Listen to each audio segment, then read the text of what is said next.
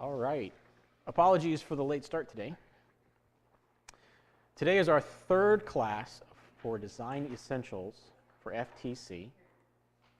And today we'll be talking about assemblies and OnShape, mating, fasteners, purchase parts, and especially that ever so useful bill of materials. It helps to have a printed out list when your design is done of saying, these are all the parts that I need, and it's not all discombobulated. Last year, Microchips and Queso used an FTC parts library that was set up by some other company as a third-party service to everyone. And we will be forming our own library with purchase parts. And that's what we'll be using going forward. We'll get into how to set that up and why we use it later on, but just know that we will no longer be using FTC parts library specifically for the bill of materials. We'll get into the second note later. We're going to look at simplifying downloaded models. You should simplify any models that you download, purchase parts. GoBuilda has all of their models available online so that you don't have to recreate them yourself. When you download them, you should get rid of some of the extra details, like threads. Why would you get rid of those details? Because they take up a lot of computing power. That is correct. They take up a whole bunch of computing power. And even though your computer is not doing the computing, you still have to let the computer that is doing the computing figure out all those extra numbers, and it doesn't give you a whole lot of benefit. The only time you should ever model threads into your part is when? That's a question. When it's necessary? When is it necessary? When you're giving it iteration? No, not quite. When you're 3D printing something, because you need those threads in your part to actually print those threads. Any other time, you should not put threads in your model. One exception might be simulation if you're doing some kind of like load analysis, but you probably won't be doing that as part of FTC. One thing we didn't touch on last time that we should have touched on is branches, especially in part files. It's something that OnShape allows and software allows, but we didn't go too much into how that works. And as I mentioned before, we're going to do one part per part file. OnShape allows multiple. We're going to do one. And you should use sub-assemblies. Why should you use sub-assemblies? They make your bigger assembly more organized. That is an excellent reason to use it. It's not what I was going for, but that is a very good reason as to why you would want to use it. Any other reasons that we can think of? I'm getting a lot of answers from here and not a whole lot of answers from here. Well, that's what she just said was organization. So that you can go, like, instead of having to go into a big, like, main assembly, you can just go into a smaller assembly. Yes, you can break it down into chunks, and it makes it a lot easier to look at. Not just organization, but also usability. In addition to that, it makes it easy to collaborate, to work with other people. When someone else is working on a sub-assembly, and you're working in the same bot, everything's going to be jumping all over the place as it updates for working with both of you. But if you have sub-assemblies, you don't have to worry about that so much. All right, we're going to go ahead and go straight into OnShape from here. So this is one of the directories that I set up for our teams. The other one is purchase parts. Anytime you download a model, from now on, you should put it in this purchase parts folder. Right now, I have two models in here. And we will get into purchase parts after we talk a little bit about the layout of OnShape. If I go to Create and I click Document, it's going to ask for the name of the document. I'm just going to put HPX, which is abbreviated for hexapod.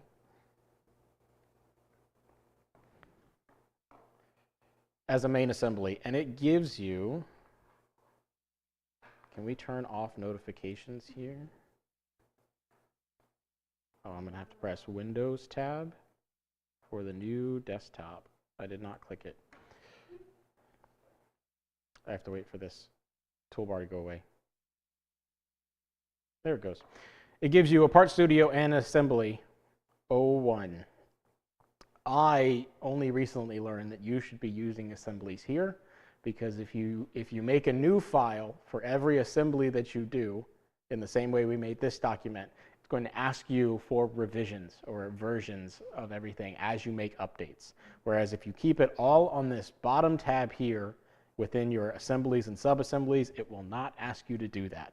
So if you want to make a new part, you can come click this little plus over here and create a new part studio. If you want to make a new sub-assembly, you click the assembly, and you can use this as your main assembly, and you can rename things here as well.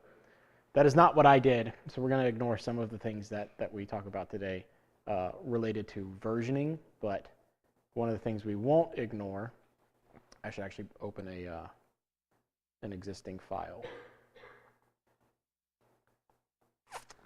We will go into the leg here. Right here you have versions. I can create a new version if I make some significant changes. And I can go to versions in history, and this is all of the different versions that were made. And if I want to go through and iterate, I can right click in here, somewhere in here. Branch to create workspace. I don't think that's correct. I think it's going to ask for open a new tab. Is that the right button? Branch to create workspace? No, that makes new branches. It makes a whole Other part.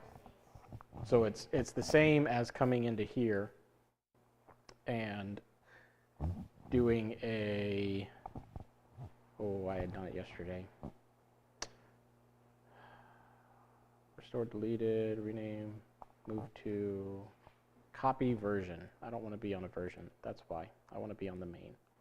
And if I'm on the main, I can come in here and I can copy the workspace. Why would I want to copy the workspace? We'll do this on a different part while we talk about it. That's exactly right. And in which cases would I want to duplicate it? If you want to take that part but change it a little bit? That is even more correct. If I want to go in here and copy this workspace, might help if I actually click it, I can change it into a lower linkage, which we'll use in our assemblies today, and give it its own part number. I don't remember what number I'm on, so I'm going to say 7. And create it. It actually saves that part over here. And now these parts are 2 separate parts, which allows me to modify them individually. And when I modify them individually, I can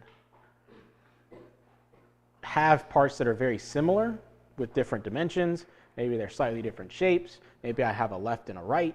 So it's an excellent way of reusing work that you've done before and making a new part by salvaging some of that work rather than doing it all over again. But we wanted to go into versions here. That's not what I want. I want to go back into the leg. So we were talking about branches. How do you make a branch? Branches are something that I've only ever seen OnShape do.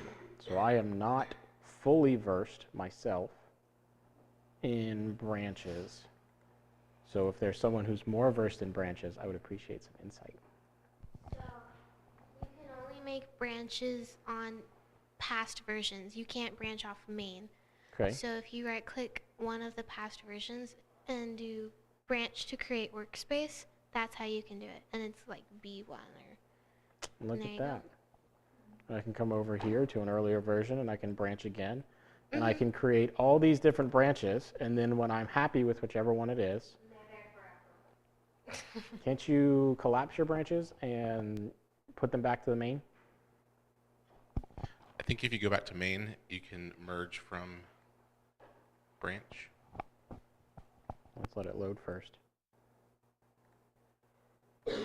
There is a way of merging it, and where is this useful? You can use this to do several different iterations.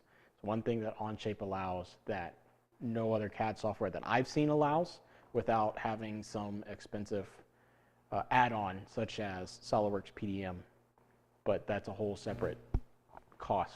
I think click on main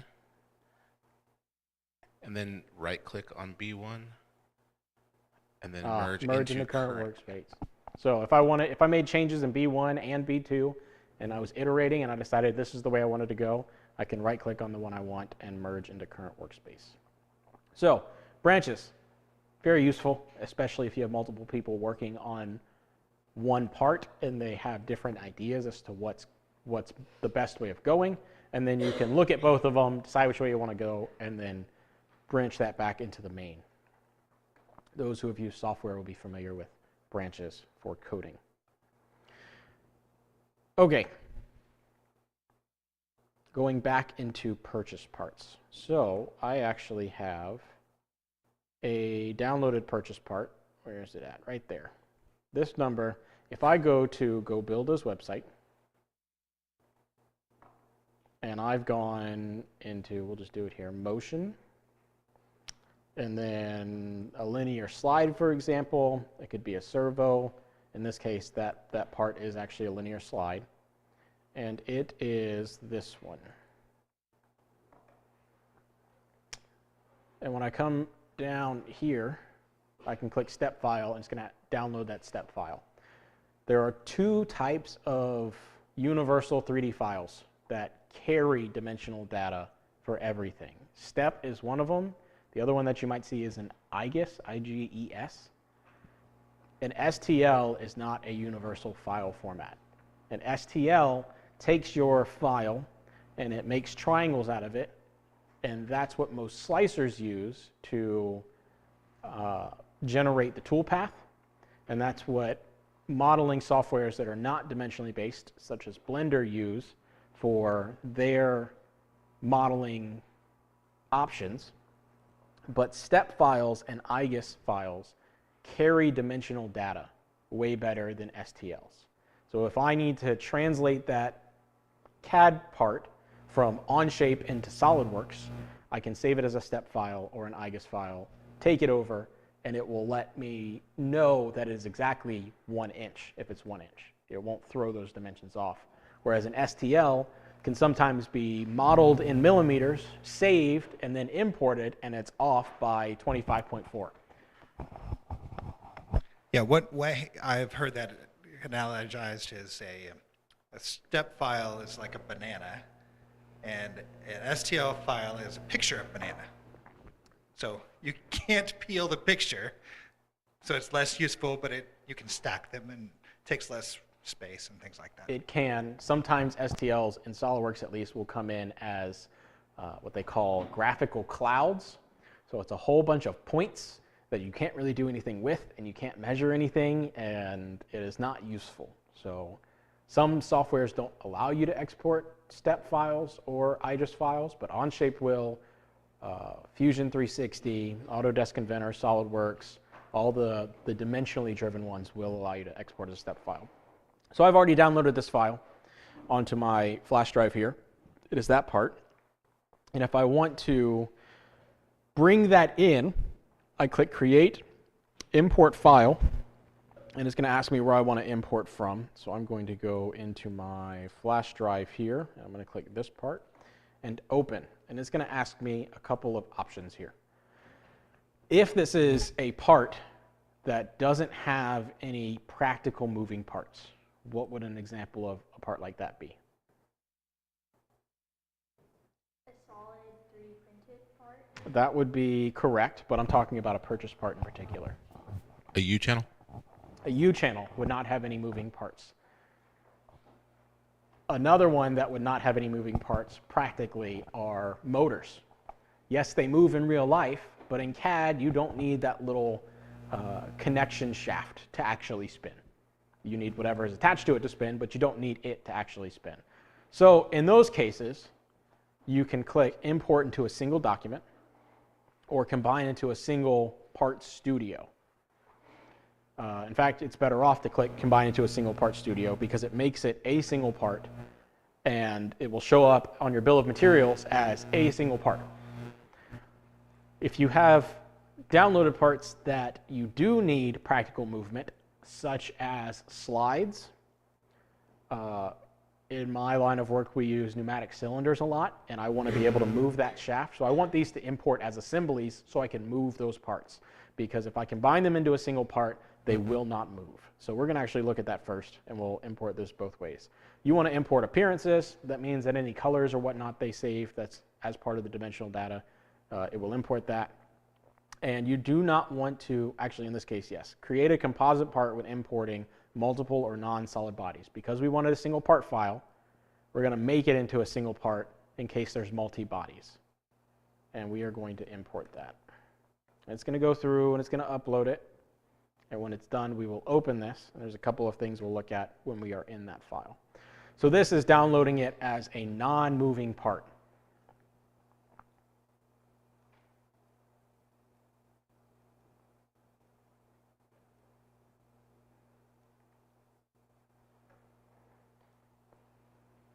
It saves it as the .step file, and it brings it in as one imported body, meaning that I have no feature tree here to do any editing to. And I can right-click on this, go into the properties, and I can give it a better name. When we look at purchase parts, we will be doing what my work does for purchase parts, and that is the file format for naming files. If everyone follows this file format, it will be so easy to go and find parts. It tells you the manufacturer, tilde, the part number. This is the exact part number you use to go and find that part. So I know that if I want to find this part, I go to GoBuilda and I type in that part number, and I can even just copy this, paste it into Google, it will bring me right to that part. You should give a description of what it is. In this case, it's a Viper slide. Maybe I want to put more information because there's multiple Viper slides. So this length would be useful. GoBuilda actually puts specs here that are typically useful points to pull from. If I was to go into, too many. If I was to go into a servo, as we looked at before,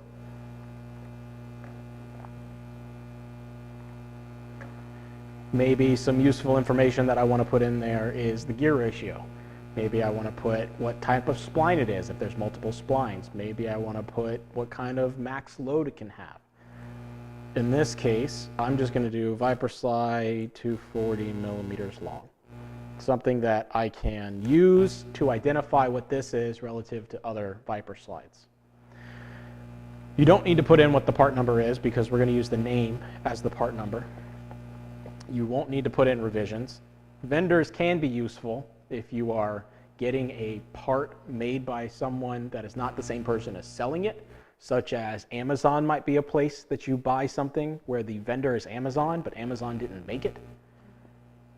You probably won't need to do project or product line, none of the titles. You can exclude from all bill of materials by default here.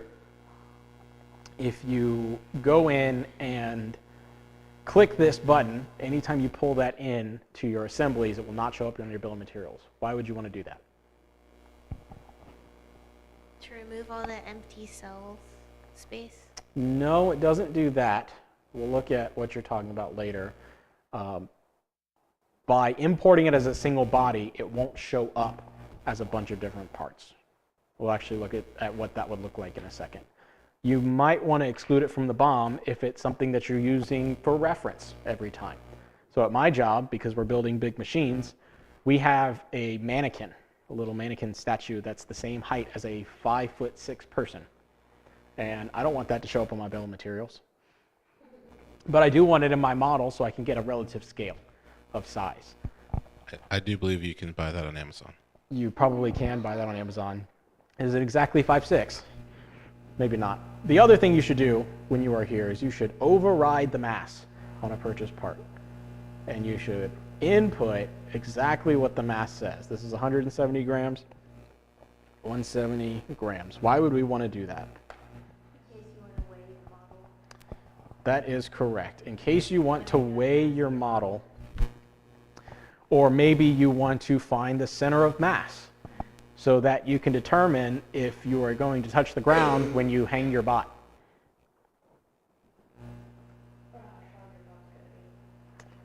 It's less about strength, because that'll come from other types of analysis, but it's more about weight, which you may need to know your weight, because on our first class we talked about gear ratios and knowing your weight to figure out how fast your bot could go.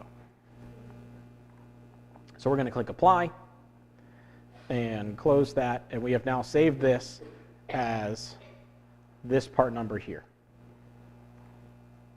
And I'm going to rename this to single part. Could help if I could type. We're going to look at a different way of importing it.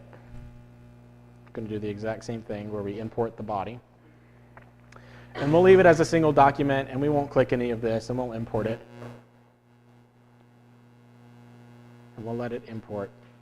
We will bring it into an assembly, and we'll look at the bill of materials and why doing this is the incorrect way of bringing in parts.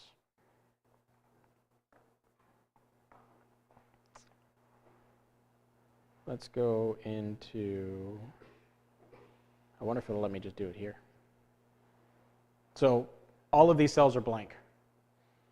And if I add a column and add the name, I can come over, and they actually named their parts. So you only have the name here. And that shows up on your bill of materials if I bring this somewhere into one of my assemblies. And that is not very useful information. So instead, if I close this part, I'm actually going to, whoop, wrong button. I'm going to send to the trash. It's trash. Instead, if I go into here, oh, I need to put it into an assembly. We'll make it an assembly. Create an assembly. And we insert this part. So if I don't click anywhere, by default it puts it origin with the origin. And then if I click bill of materials, I can remove this column and add a, where is my description? Part number, revision, state, vendor, project. Oh, that's because description's already here. Silly me. Add a name. Move left.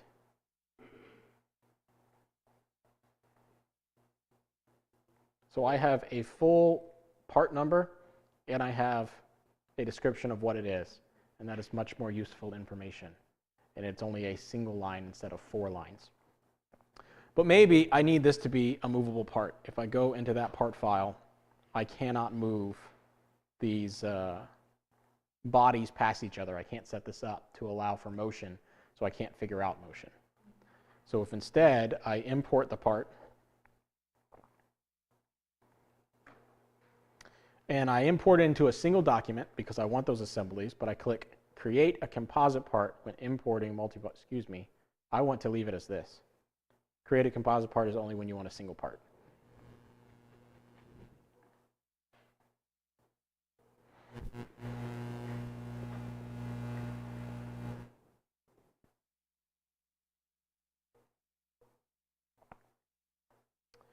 We will go into the properties, and the properties has an option that you can click that allows you to combine all of these. You want to do it on the assembly level, and you want to go into the properties, and if this is how I'm leaving the part, I want to do the same thing here. I want to make it a go build a part, go build a name, because this is what I'm buying. I'll give the same description.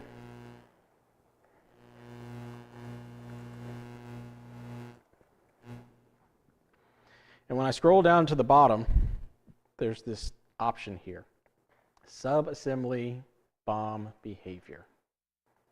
And you want to show assembly only, not assembly and components. And by doing that, when I bring this file into, we'll just do it. We'll make a new assembly, and I will insert this assembly. And when I look at my bill of materials here, ooh,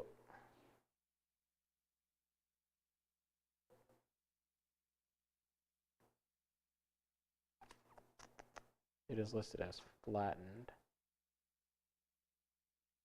I wonder if it's because I'm in the same structure. Or maybe I didn't save my options.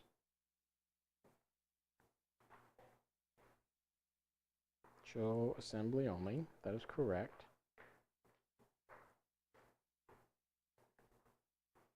Let's try importing into a different assembly.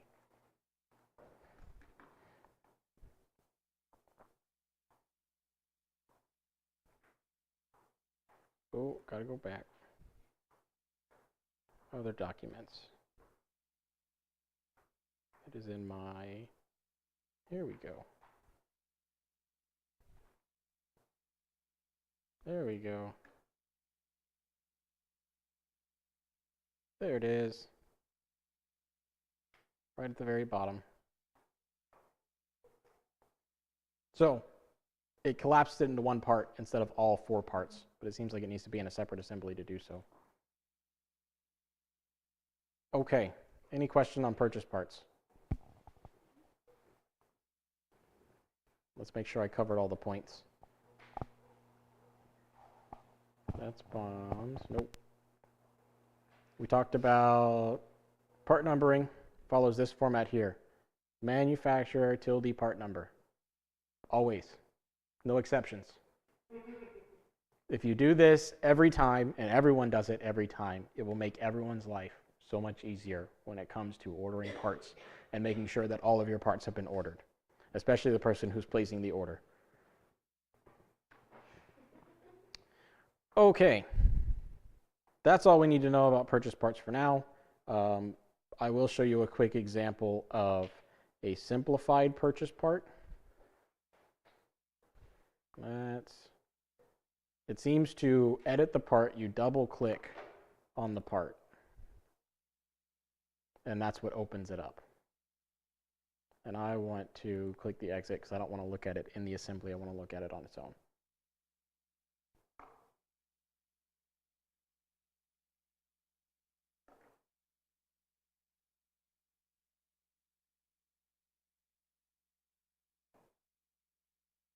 So I've downloaded this model, and maybe I should show you what it looks like beforehand.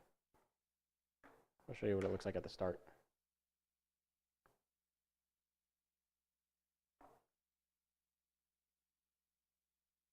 I wonder why it's not letting me do that.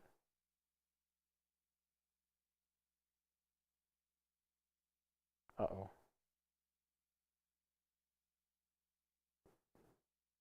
I broke it. We'll go back one.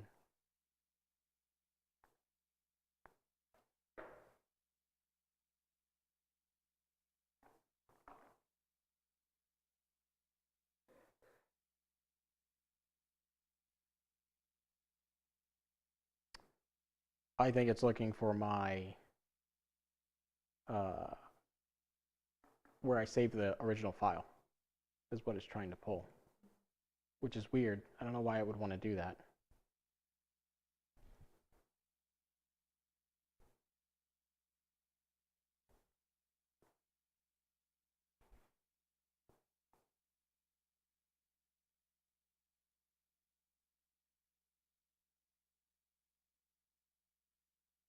It wants to open my SolidWorks part. Apologies. I didn't know it was going to do that. I wonder if it's going to do that on this one.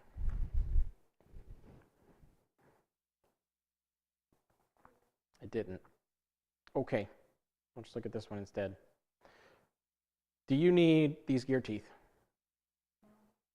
What would be a better way of representing this? As a circle. So we're just going to go in here and edit this as soon as we download it. And we're going to sketch on the top plane. And we're going to make it a circle. A circle. Oh, top plane is not the top plane. Click the top plane. Now we're going to make it a circle.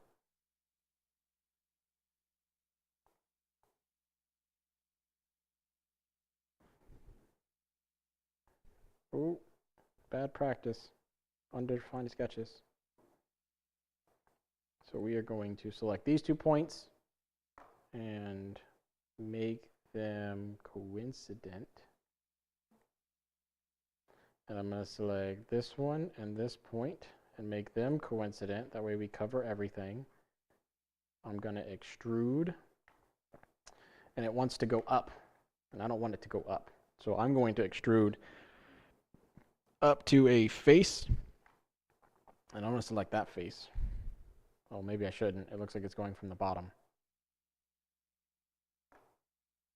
That's fine. I'll leave it extruding up to that face. I'll hit the check mark. And it didn't give me what I want because I selected the top plane, which the top plane is on the bottom face. So as we talked about before, I can right-click this, and I can edit. And instead of the top plane, I want this face. And I'm going to hit check. And then it wants me to flip the direction that I went, because you saw the arrow was pointed up. And there we go. We've simplified our model so that it is not so computationally heavy. I had done this on the motor. I don't know why the motor is, the servo is behaving so funky. Servos tend to do that. That is true. The servos do tend to behave funky just in general. That is an excellent point. Okay, we're going to make a new assembly, and we're going to look at assemblies, and this is going to be this assembly. I don't want it in purchase parts. I want it in this class here. Create the document, and we are going to insert some parts. I don't want a part studio. I want an assembly. Thank you. And we're going to go to other documents. We're going to go back and back again here. And we're going to start with the main body. And when I click here, it automatically puts it origin for origin. So I'm just going to hit check. And I'm going to insert some more parts. Go back one. We're going to insert the lower linkage that we made right here. We're going to insert the upper linkage somewhere around here. And we're going to insert the leg right around there. Fantastic. If I hit the X, I can't tell you how many times I did this. If I hit the X, it gets rid of all those parts I just put in there. You have to hit the check. That's with everything with OnShape. You can select everything right, and it'll show it exactly how you want it. But if you hit the X, it erases all of it. You have to hit the check. For the love of all that is wonderful, hit the check. Okay. I have made these parts for us to play with. You have access to them. And there's a couple things that I want to point out on what I did. So I'm going to open the parts to do that, because they're relevant for our assembly. So when I made this part, I did a couple of extrudes, and then I used the whole feature in a couple of places. And this whole feature I made through there on that side, and that is an M4 by 0.7 tapped hole. And then I made an M4 clearance hole right here. So I've made those in line because my design intent is that I'm going to put a bolt through this, through the mating piece, and then thread it into that side. So I put a clearance hole on this side and a tapped hole on that side. And just so we had some more holes to play with, I put some tapped holes over here. And I can actually edit that if I want. And maybe I want it to be a bigger feature. Maybe I want it to be an M6 instead of an M4. And I hit the check, and it automatically updates all of those holes because the whole feature is awesome. And because I didn't make these by clicking the plus down here, I made each of them as a new document. It wants me to version up the part. So right before we started this, I learned that you don't have to do that every time, but only if you make them all within the same document here, which I did not do. So I get to create a new version every single time. So I've updated it. I have my main part here, and we need to talk about connectors. Mate connectors are something that OnShape looks for in order to properly orient parts. And it gives you this little circle here. And what I'm doing is I'm making an initial mate on the origin, my baseline mate. And it's looking for which axis, the blue axis, the red axis, or the yellow axis, the green axis, it wants me to put it in. So as I move around, you can see that those axes flip. That's your X, Y, and Z. So if I'm very careful about which way I do this, I can make the rest of my life very easy. So I'm going to click it up like that. And then I need another mate connector. We're going to put it right here. And I want those blue lines to face the exact same way. But there's not a way for me to do that right now. So I am going to hit the X, which gets rid of them. And I'm going to start with the other one. So let's put it center screen so we can see it. I want the blue connector to be up, which is what that does. That's forward. And then I'm going to want this one to match. I want to rotate this until I can get it to where that blue connector is forward, like that. Hit the check. There's a couple other mate connectors that we want. Oh, it only gave me one, excuse me. Let me do that. Hit the check. I want, so far I've been clicking on entity. I can do between entities. So maybe I want something that's in the midline between this face here and that hole, and this face here and that hole. So I'm going to put one here, click once there, click once over here, and it makes a connector in the middle. Why would I want to put one in the middle of this slot? Because it would be like a linkage. That is where I'm going, yes. I'm going to mate these links back here in the center between that slot. And so I want to put my connector in a place that makes that easy to do. So I'm going to hit check there, and I need to make a couple more of these with between entities. So I'm going to select that and this. I hit enter instead of click check. It does the same thing, and I'm going to do the same thing over here on each side. Oh, I selected on entity. I want between entities. So maybe I selected the wrong thing. Right now it has this face defaulted because that's what I clicked. So I can just click this box again and change what I had selected. And that face, we're going to do one more right down here. Need to make sure I'm between entities. That circle and that face. And as I'm doing this, I'm making sure this is showing up where I want it to be. Okay. So I have my mate connectors done. Mate connectors are a great way of putting points where you want to eventually mate things, because you have to select one of these types of mates to get it there. Just like with all the other features in a part file, if you highlight over this, it will give you a description of what it does. Fasten mate does exactly what it sounds like. You select the two faces, it puts them there, and it doesn't let it move at all. Revolute mate gives it 1 degree of freedom, where it can rotate about the z-axis. The z-axis is which color? Red, green, or blue? How do I know that? It says in the top right corner. The answer is it says on the top right corner right here. It tells me that z is blue, x is red, and y is green, and that's always the case. So as I'm setting these up, I pay attention to where that z is pointing, because that matters to which type of mate I do. With the Revolute mate, it only lets you rotate about the z-axis. Maybe I don't want that. Maybe I want it to act as a cylinder where it can translate about the z-axis and rotate.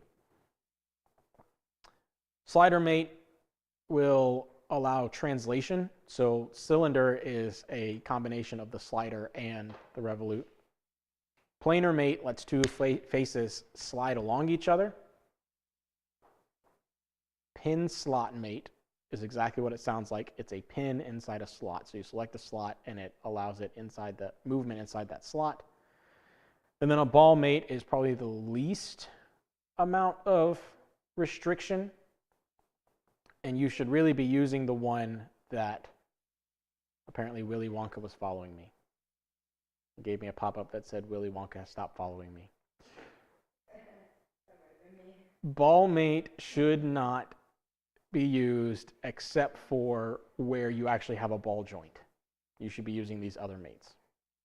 Parallel mate, same thing as a planar mate, but they are set parallel to each other at some distance. And you can usually set distance mates, tangent mates, exactly what it sounds like. You can group certain things together.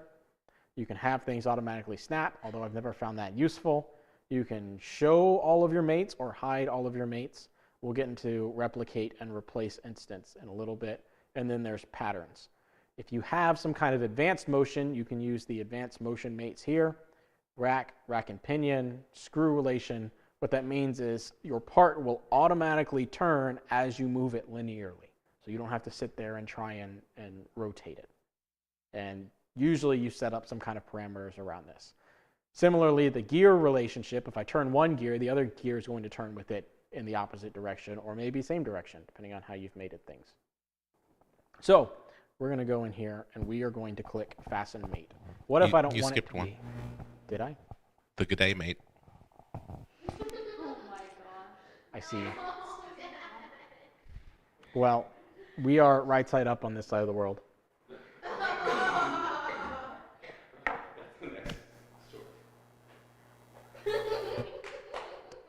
What if I don't want it to be an actual fasten mate? What if I want some kind of rotation? Well, I can click the drop-down arrow and change it at any time for what I want it to be. So I am actually going to choose the revolute mate because I want things to be locked in all directions except for rotation. I'm going to select my mate connector. And then as I come over here, all these white points that pop up, those are all mating points. And there are some other ones that are options as well. But if I look inside this hole, it gives me 3 of them. And I want that middle one. It's going to automatically move to the parts where I want them to be. And I'm going to hit that check. I want this end connector mate here. And I want to mate that to the origin. And I want that to be a fastened mate. Can I rotate which way it goes? I selected a face, not a connector.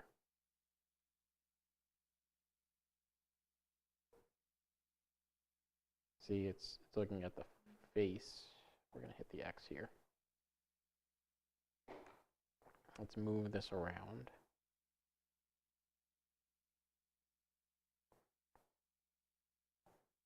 That's right, it's different controls. One of these controls rotates this thing.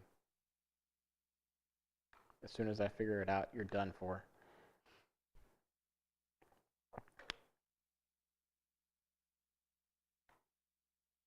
I apologize. I'm used to SolidWorks controls. There we go. Hey, I fixed it.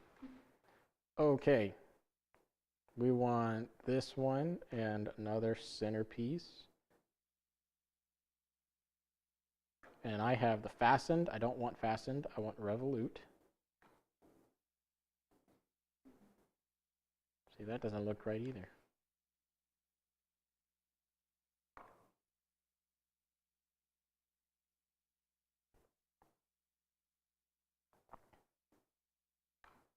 Make sure I select the mate and the center one. There we go. I will be honest, I find mating in OnShape incredibly frustrating. But I'm used to SolidWorks where it works better. Select that mate connector. Select the upper link. Hit that check mark. Very important. Always hit your check mark so you don't get frustrated. Ask me how I know. Yeah, ask me how I know. I really love doing the same thing about 6 or 7 times in a row. That's my favorite pastime. Making the same mate over and over again. All right. Why have we mated it this way as opposed to selecting faces or using different mates? Any thoughts? Because this way it's rotating around points instead of faces, so it'll move how it moves in real life. That is correct. You want the parts to move how they would in real life. So you mate them how they would be mated in real life. In this case, I would have bolts or pins through all of these holes. And it allows me to actually look at the motion. Look at that. In our first class, we learned about 4-bar mechanisms. And that's exactly what this is. This is a parallel 4-bar mechanism. I get parallel motion between this leg and that because these are the exact same dimensions across from here to here, and they are the same dimensions in this direction as well. So I get fully parallel motion. Now, maybe I didn't want parallel motion. Maybe I wanted a different type of motion to happen here, a different path. Well, I can come in here and I can change this dimension. Right now it's 100 millimeters. Let's make it 125. Oh, Control Z. 125 millimeters instead of inches. And then I will click this button here, which you shouldn't have to do. And it is loading. Hey, look at that. All right, now we get a totally different type of motion. We're drawing an arc right here instead because we changed only those two items. And as we go farther down, we get a full arc. So it's drawing a circle right there just by moving this. So maybe I didn't want that. Maybe I want to go back here. I can go in and I can update the linked document. And I can actually put it at an older version, which is the one I had before. Maybe I want a different type of motion. So I'm going to edit this part.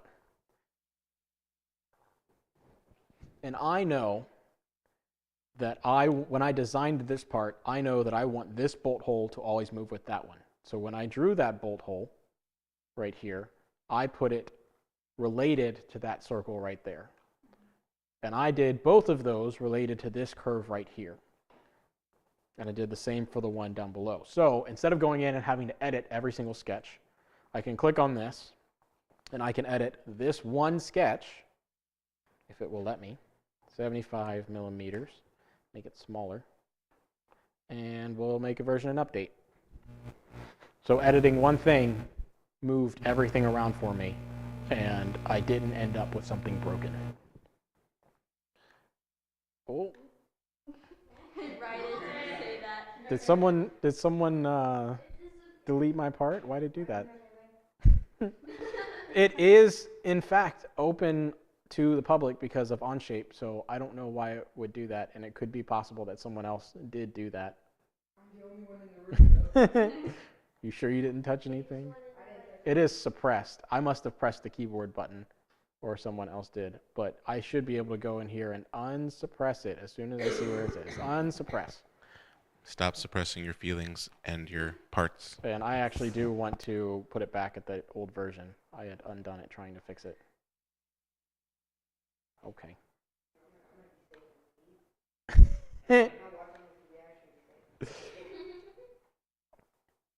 And now we get a totally different type of motion.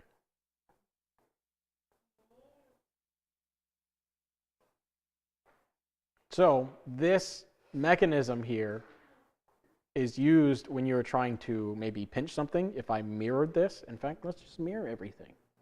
Let's see here. I would think that the mirror feature would be somewhere in here. We're going to search for a mirror feature. Maybe it doesn't want me to mirror. Maybe I have to actually mate them. Second direction, instance count. Is there not a way of mirroring them in the assembly?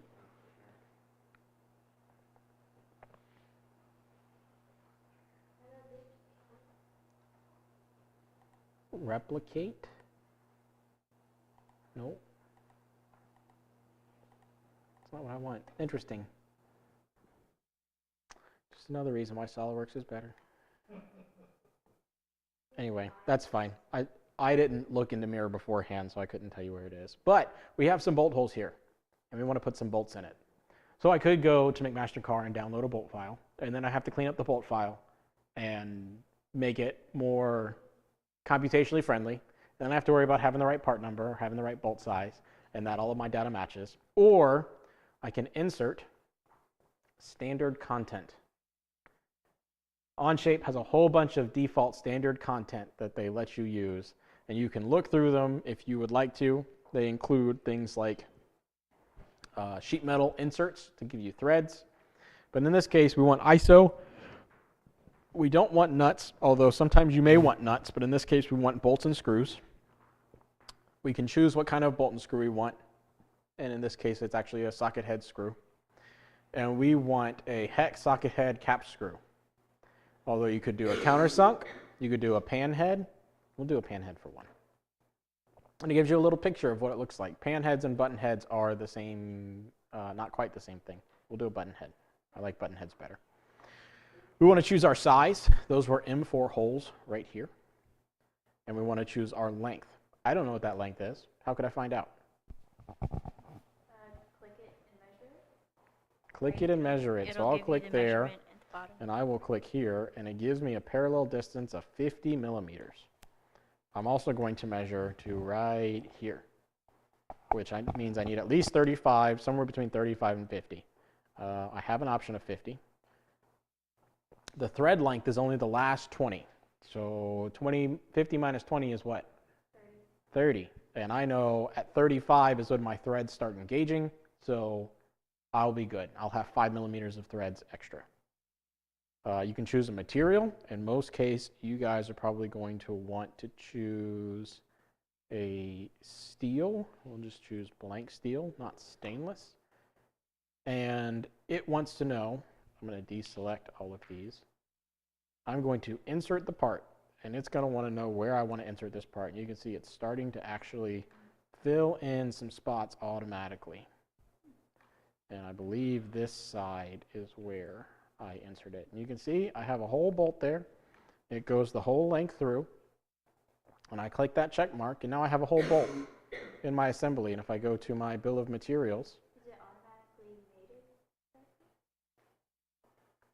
mated? yes, because part of the inserting when I was selecting which face to do was wanting to smart mate the fastener.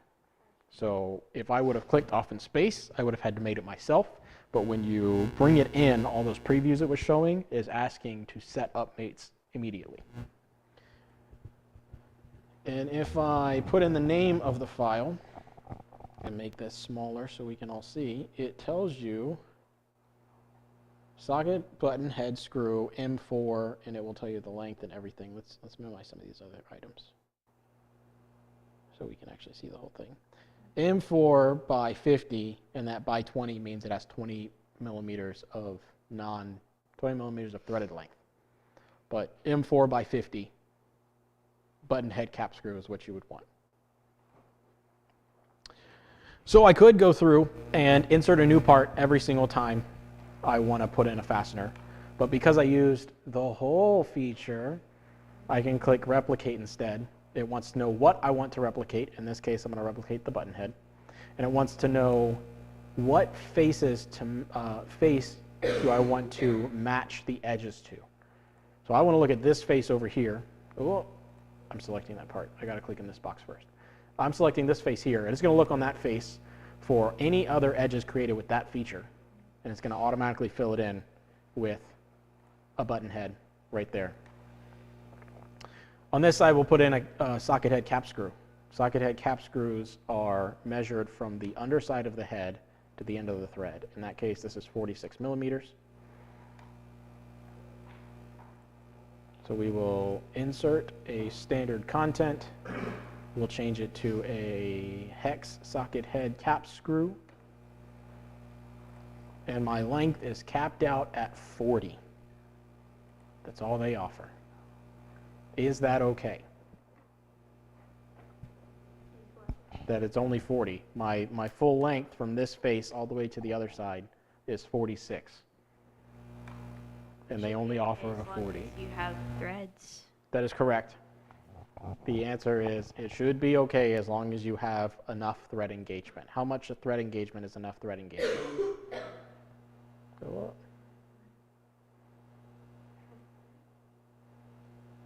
Eventually I'll select the right, there it is. No guesses as to how much thread engagement is enough thread engagement? That is incorrect for this bolt. I'm thinking a smidge. It's a little more than a smidge. A scoosh is also not correct. You probably want more than a scoosh of threads. Maybe like 20 millimeters. The general rule of thumb is 1.5 times the diameter, minimum. Sometimes you can do less, sometimes you can do more. Some people will tell you it's 2. General rule of thumb is 1.5 times the diameter of thread engagement. So what would that be for this bolt? We'll see who was paying attention. It is a 4 millimeter bolt. So 6 millimeters. So it's 6. So I want to measure from here to here and make sure it is at least 6 millimeters. It doesn't hurt to have more. More doesn't usually help you.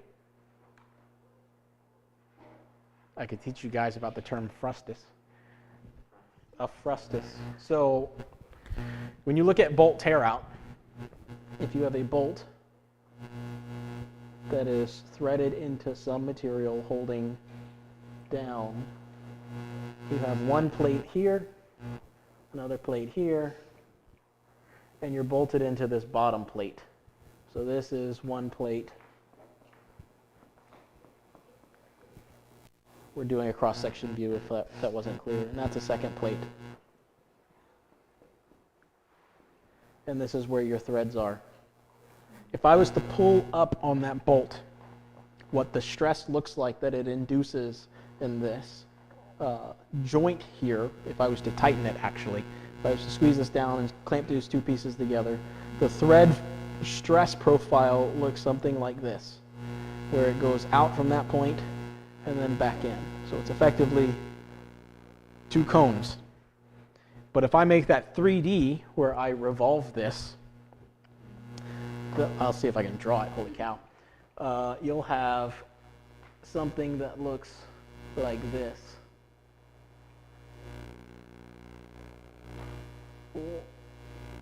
Drawing is difficult at this angle.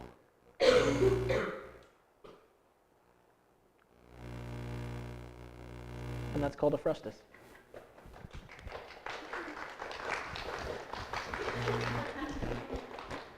Okay.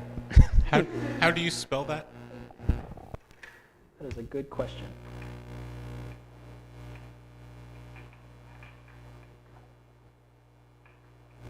I believe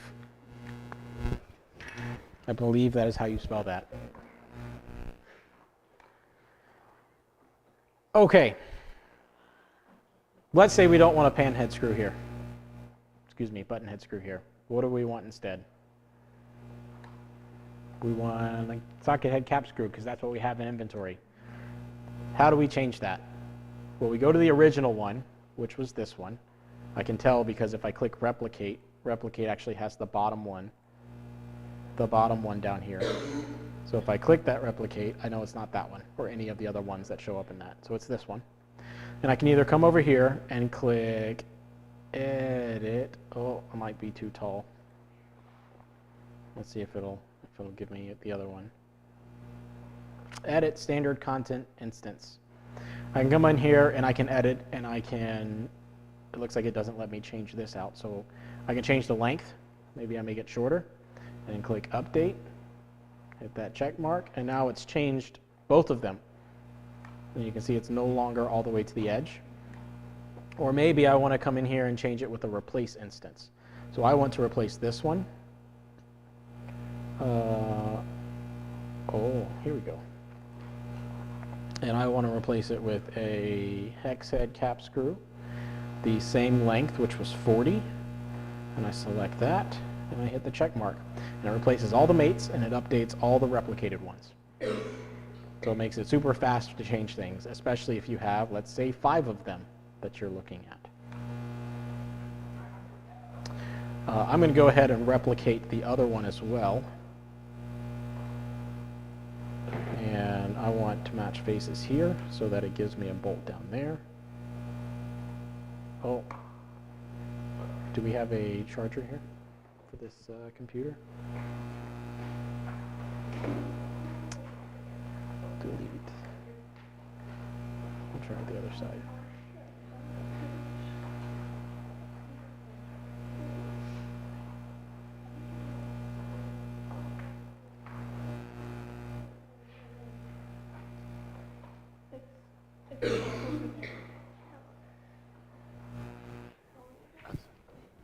Which way are we going? On the back side? On the right. It is on the side. Yeah, it's just building a little bit.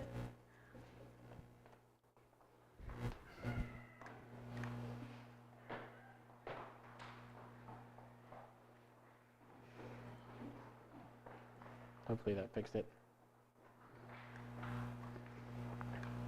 Okay. So while they were working on that, we replicated our bolt. So now we have all 4 bolts in, and we'll go ahead and put one in on these back sides here. Maybe we want a much shorter one. Let's say these are actually an M6, because I know what I put there. And we'll make them 10, and we will insert them at the top one.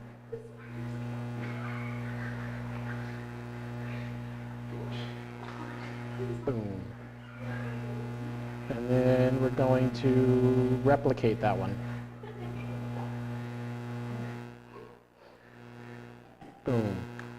And now all of those holes are filled.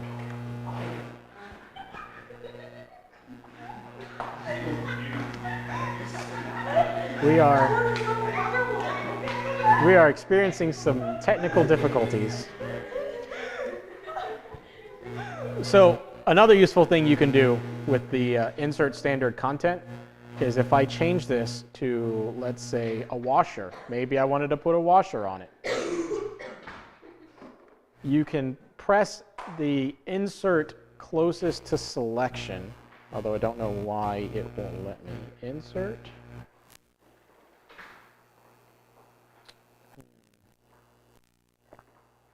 Is it shifting it?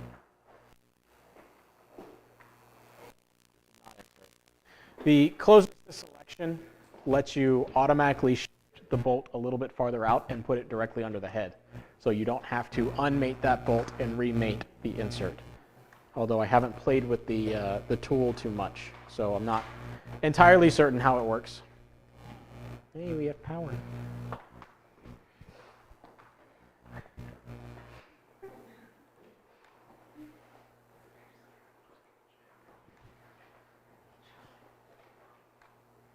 Okay.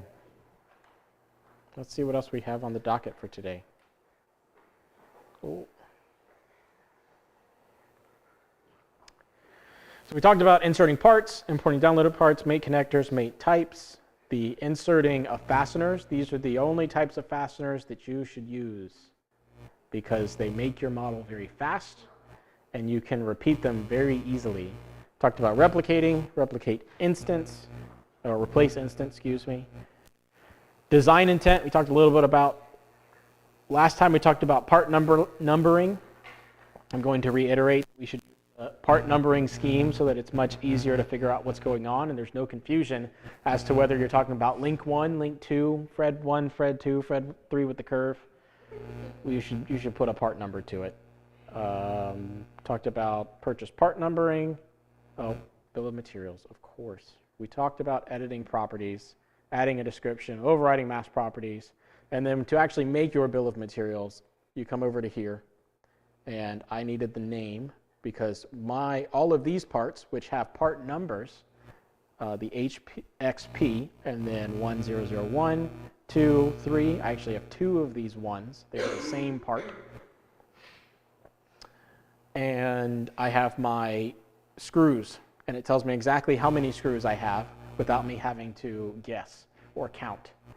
And if this becomes a very big assembly, that makes my life a whole heck of a lot easier. Yes, sir. Why are those two linkages not in one line item with two quantity? Because they are technically different versions and I inserted them differently. So there are other parts in here, so revision might be an excellent answer, that makes them separate. If I expand this, they're both called the same thing, but you see this one is on a different version. So it's telling you that these, even though they have the same number, are different. And if I had another column here, talked about version, for example, which I don't think revision is, because revision is something you have to set up, not quite version, but you could save them as separate revisions. But you can have something automatically look at the version and set that up so that you see which version it is. But that's why they are the same thing but different. Any questions on the bill of materials? Any questions on assemblies? So you took out the threads. Are you going to talk in this course or in this week or later how to plan for threading into the part? The What do screw, you mean the bolts by- going through, and how are you planning to? If this is a 3D printed part, how is that actually gonna attach? Creating threads, like actually on a part. We talked a little bit about it last week by using the hole feature. With 3D printing in particular, there's a couple different things that you need to do. You can set up custom hole features. We'll actually go into a part and do that. I got to go over here. Yeah. Is that something you would plan for here, or figure out at a different point? So next week we'll talk about some design principles. Then the miscellaneous topics, we could talk about 3D printing specifically is one of the things we plan on talking about. So we could cover threads in 3D prints then, but I can go ahead and talk a little bit about designing them in here. Yes? I would say in terms of 3D printing threads, in our experience, I don't know if it's just been our printer or if it's just not a good idea in general. We haven't had great experience with getting a good thread on 3D printed parts and being able to thread a screw into them. So if we need to thread into 3D printed parts, we've used heat set inserts, or you can use like a soldering gun to melt it into your smaller hole, and then it has a metal thread inside of it. That works a lot better. So PIM Engineering, which if you buy them from McMaster or most other places, will have these heat stake threads. They are made for going into technically molded parts, but any plastic part is fine. My mouse is acting a little funny, excuse me. They have ones that are tapered. They have ones that are straight. Typically, if you are putting them in after the fact, you want the tapered one. If I go to one of their, let's see if I can find it. Molded in ultrasonic heat staking. Oh, this is the page I was already on, excuse me. We can go down here, we can look at a particular one. Maybe we want the tapered ones. And you can sort by size, or I believe you can sort by metric versus standard. Here we go. So we use a lot of M3 or M4 bolts. We'll look at the M4 right here. And it gives you this, which is an exact profile of what you should make your hole for this ideally. Now that's made for a molded part, so you'll have to consider your 3D printer's tolerances, but they will give you all of those dimensions. Your A is 4.7 right here. Your D, bottom of your hole, is 5.74 millimeters. So it will give you all the dimensions of what you need to design around these heat staked inserts, which again, if you purchase them from McMaster Car or somewhere else, they are probably most likely these. Yes, sir. Can you make that profile as a hole in Hole Wizard? If this was SolidWorks, I would tell you yes, you can. I want to say that by default you can as well, but I'm not familiar enough with the whole feature to guarantee that. Typically, you can do... See, they have some of those inserts because it is PIM, but these are self-clinching nuts, which are made for sheet metal, not for molded inserts. So that's not a standard one. But I believe there is a different type of hole. It's pulling this information from somewhere. So in SOLIDWORKS, yes, you can go in and set up your standard ones. It may be a feature that's locked unless you have a paid version of OnShape. I wouldn't be surprised if that's the case. But if you, I can look into it and I can let you know. So when we get back to 3D printing in a couple weeks, we can talk about it more in depth.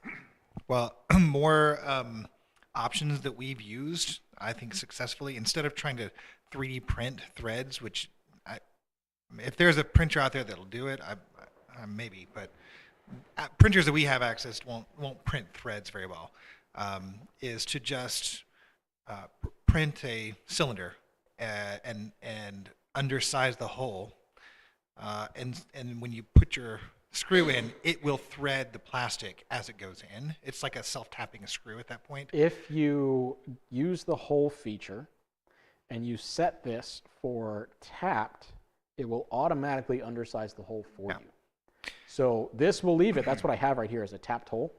Excuse me, this is a through hole, but I can change it to a tapped hole and it will make it, let's see if I can change that to metric. Right, it's not a very stable hole there. A very strong hole. You can't ask it to hold any kind of weight or stress or anything like that. Correct. Yeah. But this hole made by that is 3.3 millimeters instead of 4. So it would be small enough for you to take your thread and then tap it. But you can also change some of those profiles here as well. With the fastener fit, you can do loose, and it'll make that hole a little bit bigger. Or you can do close, it'll make it tighter. For 3D printing, you probably are going to want to just start with normal and then figure out what your printer's tolerances are and adjust from there. And then one other option that we tried is to actually tap the plastic with a tool before you thread it. I don't think you're going to have a whole lot of success with that because of layer lines, depending on the direction of layer lines. Right. It's, again, it's an okay option if you don't need it to do anything really, but you know, hold something very loosely. We used it for mounting servos. Yeah, if you've got let's say we built a servo mount, and those screws just held the servo into the mount, but none of the forces were on the screw. Yeah, all the forces were going to be perpendicular to the screw, so it wasn't going to pull up. I think your heat stake inserts are your best bet for a strong thread. You can buy them fairly inexpensively from McMaster or Amazon. You do need a soldering iron. You can get one of those for $15 on Amazon. And Amazon even sells a heat stake mechanism that you put your soldering iron in and you push it down and it keeps it parallel or perfectly vertical. And that's fairly inexpensive. And it uses a 4-bar mechanism, I believe. So that's probably your best bet for the strongest threads most accurately. And if you design your hole with that taper and you get tapered parts, it wants to self-center as well. You can always force it to not be centered, but it has a tendency to want to self-center. One last thing about putting the heat inserts in, you want to put a screw into the insert. Otherwise, the plastic will melt up into the threads. Yes. And then you'll be full of plastic and can't get the screw in. That is correct as well. Yeah. You also probably want additional clearance through, right? If you're making a blind hole, you want additional clearance through because a lot of times your soldering iron tip will stick past the insert and melt into your plastic that way. So all of these are design considerations for 3D printing in particular. Any other questions? If you mate your parts in an assembly, how you would in real life, if your dimensions are no longer matching up, then it will throw an error for you, and it becomes very obvious whenever something isn't working. But if I mate them based off of other features like this round part, It doesn't matter if that hole isn't if that hole is shifted off. If I made it off this round part, I wouldn't know that that hole is not going to line up. Any other questions? That is all I have for today. We'll be back next week.